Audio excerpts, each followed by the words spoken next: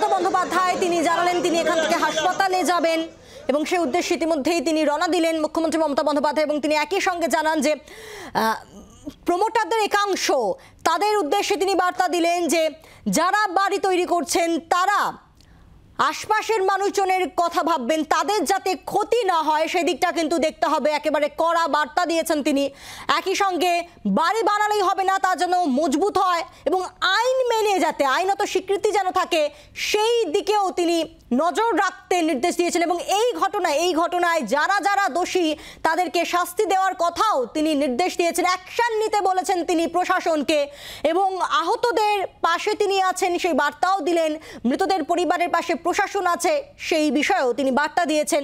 একই সঙ্গে এই ঘটনায় যাদের যাদের বাড়ি ক্ষতিগ্রস্ত হয়েছে তাদের পাশেও পুলিশ প্রশাসন আছে এবং পুরো বিষয় তদন্ত করছে কলকাতা পুরসভা এবং কলকাতা পুলিশ।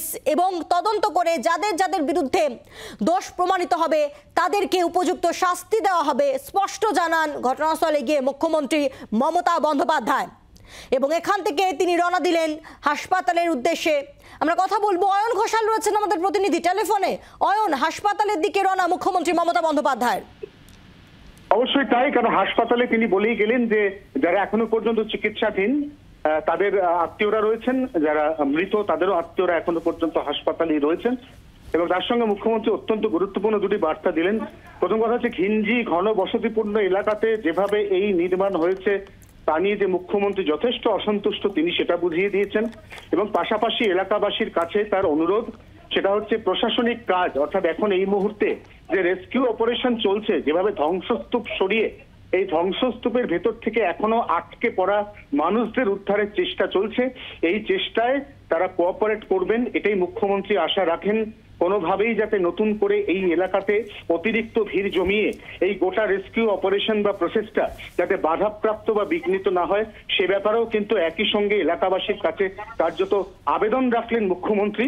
এবং তারপর তিনি জানিয়ে দিলেন যে তিনি সেখান থেকে বেরিয়ে, অর্থাৎ এই যে গলি, এই গলি থেকে বেরিয়ে পাহাড়গঞ্জ রোডের উপর এই যে হাসপাতাল রয়েছে এই হাসপাতালে তিনি যাবেন, যেখানে মৃত এবং এখনো পর্যন্ত যারা চিকিৎসাধীন তাদের নিকট আত্মীয়রা আছেন তাদের সঙ্গে মুখ্যমন্ত্রী কথা বলবেন, এমন একটা আভাস কিন্তু মুখ্যমন্ত্রীর কথাই মিলেছে। অয়না, দুর্ঘটনা যে ঘটেছে এবং তা নিয়ে যারা যারা এই ঘটনায় যারা দোষী, মূলত যে প্রমোটার বা আরো যারা আধিকারিকরা যারা এই বেআইনি প্ল্যান যারা পাশ করিয়েছেন তাদের বিরুদ্ধে যে একটা কড়া ব্যবস্থা নেবে পুলিশ প্রশাসন, তা একেবারে স্পষ্ট করলেন মুখ্যমন্ত্রী মমতা বন্দ্যোপাধ্যায়। কারণ তিনি বললেন অ্যাকশন নিতে হবে, অ্যাকশন নেওয়ার নির্দেশও দিলেন। অবশ্যই তাই, যেটা একটু আগে বলছিলাম যে এই ধরনের বেআইনি নির্মাণ, এই নির্মাণ নিয়ে যে মুখ্যমন্ত্রী যথেষ্ট অসন্তুষ্ট সেটা কিন্তু তার কথায় পরিষ্কার।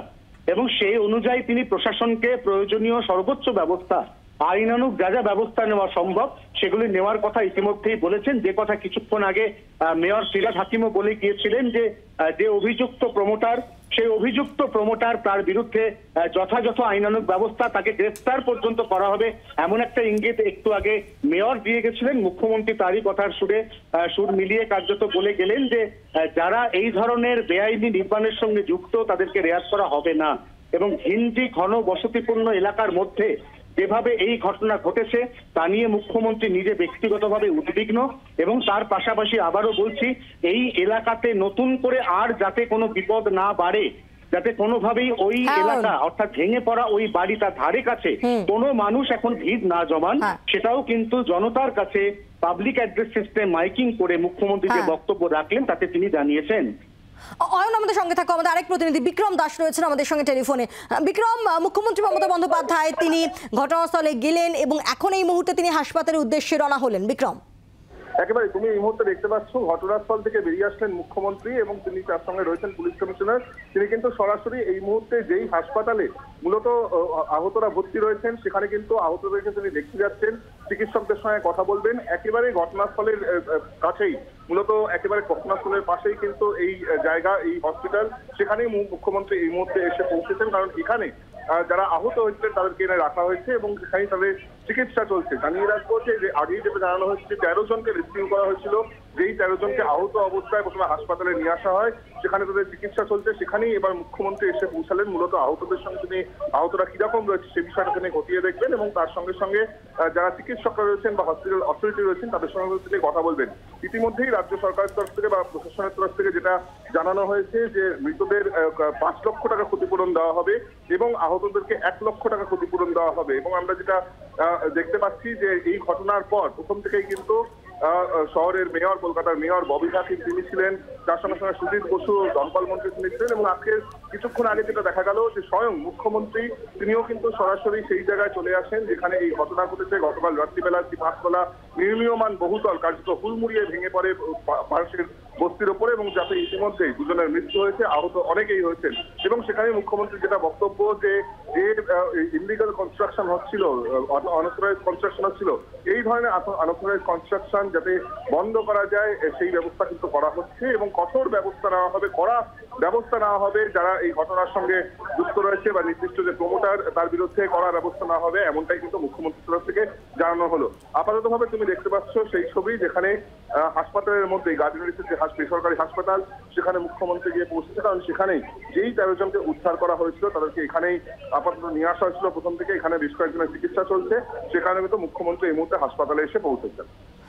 মাথায় ব্যান্ডেজ নিয়ে মুখ্যমন্ত্রী মমতা বন্দ্যোপাধ্যায় তিনি প্রথমে ঘটনাস্থলে যান এবং সেখান থেকে এই মুহূর্তে হাসপাতালে মুখ্যমন্ত্রী মমতা বন্দ্যোপাধ্যায়।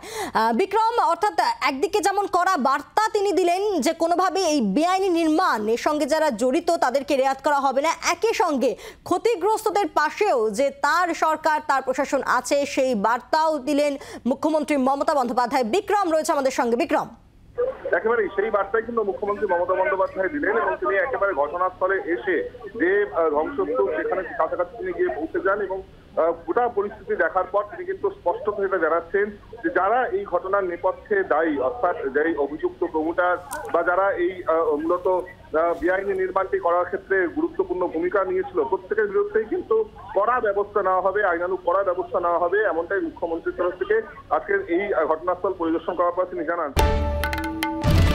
বাংলার আওয়াজ, বাঙালির আবেগ, জি 24 ঘন্টা।